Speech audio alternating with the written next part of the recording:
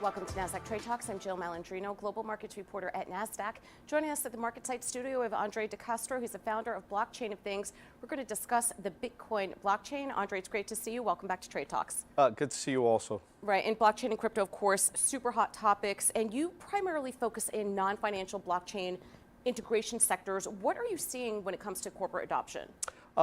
In the last 6 months, we spoke to about 34 Fortune 500 companies, and all of them are very interested in this technology. All of them, however, are taking technical toe dips. It still seems like we're very early on into the phase of adoption in this space. They're all looking at proof of concepts and gearing up to see how the technology, how they can take advantage of the technology. And when you think about building on the blockchain, you think of Ethereum, right? And Bitcoin more of a store of value. What is your company doing to create tools that you can build on the Bitcoin blockchain? We've been working on this for quite some time, Jill. It's important for people to know that it's not only Ethereum you can build on. So second layer technologies are all the rage today, but we've been building second layer technology on top of Bitcoin since 2014. It takes some time to develop mature software. And today we're at the point where companies can take advantage of the largest, most secure Bitcoin that has a massive footprint. And larger companies prefer that over smaller blockchains. So explain to us what second layer technology is. What are the benefits of it? Yeah, so a lot of the things that some public blockchains can't do, such as encryption, deliver data as opposed to just the cryptocurrency, well, we build that on a second layer, and we do that where it's in real time, so you don't have to wait. So all of the deficiencies people think of from a public blockchain perspective, what we do is we add that onto the second layer so we can cater with permissioning and things of that nature to corporations. So we keep hearing about the crypto winter, crypto bear market. I mean, certainly Bitcoin's well off, the 69,000 level. Ethereum's down from 4,800. How is that impacting companies like yours? For us, it really doesn't impact us. Actually, we look at crypto winters as positive. That's when people get their heads down and start building and start thinking of the blockchain and the technology critically.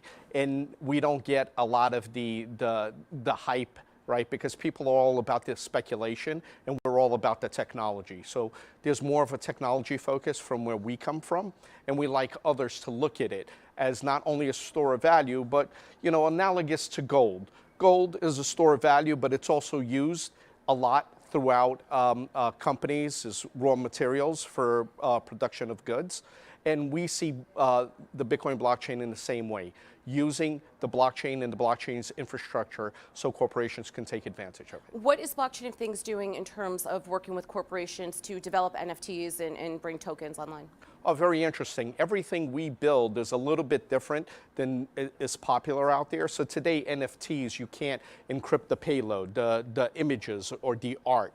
We can encrypt that. It isn't easy to extend the metadata and encrypt the metadata for companies. We allow companies to do that. So we get all of the best technologies that exist, and we enhance those for corporations and add it to our second layer so they can take advantage of the best blockchain out there. Why would someone use your platform over a private blockchain platform? Oh, very interesting. First, private blockchains, you're expected to install the blockchain in each and every location, make sure communication lines are up. In this case, your costs are significantly reduced because you're not running a blockchain, right? So the ongoing cost of software is the maintenance.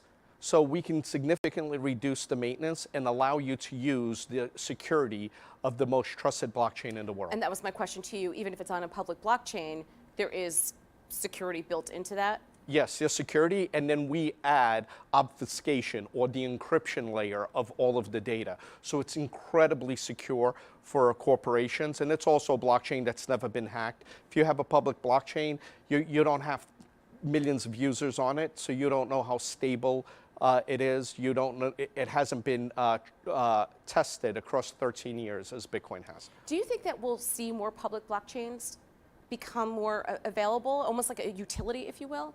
I think so. I think so. I think over time you're going to see more and more second layers. Second layers are coming to Ethereum also. Right. But when a company wants to take a blockchain seriously, right, I think they'll look towards Bitcoin because Bitcoin has been the rock solid foundation for 13 years, right, and it hasn't wavered and it hasn't been hacked in any way. All right, Andre, I appreciate the insight. Thanks for joining us on Trade Talks. I'm Jill Malandrino, Global Markets Reporter at Nasdaq.